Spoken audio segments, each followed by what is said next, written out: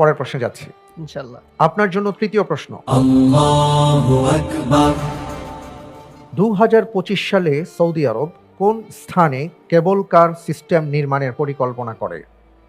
এ হেরা গুহায়, B Mecca royal clock টাওয়ারে, C সাফা ও মারওয়া পাহাড়ের মাঝে, ডি জাবালে অমরের স্কাই মসজিদে।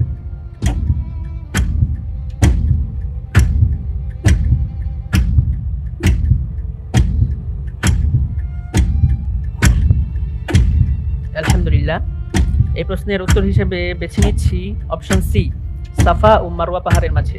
প্লিজ করব। ইনশাআল্লাহ। লক করা হোক অপশন সি, সাফা ও মারওয়া পাহাড়ের মাঝে।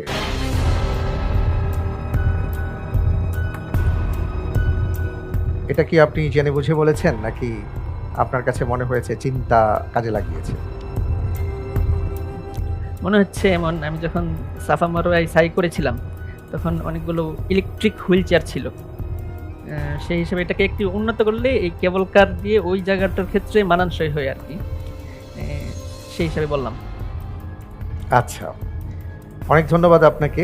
আপনি উত্তর দিয়েছেন অপশন সি। আমি দেখতে পাচ্ছি আপনি যে উত্তরটি দিয়েছেন আপনার উত্তরটি সঠিক হয়।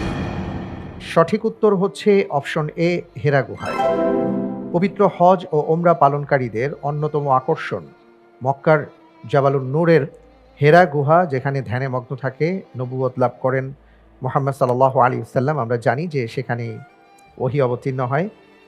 তো হাজিদের সেই বিষয়টি মাথায় রেখে এবার সেখানে যেন হাজিরা যেতে পারেন, দেখতে পারেন, এই সুবিধার্থে কেবল কার সিস্টেম তৈরি করবে সৌদি আরব সরকার।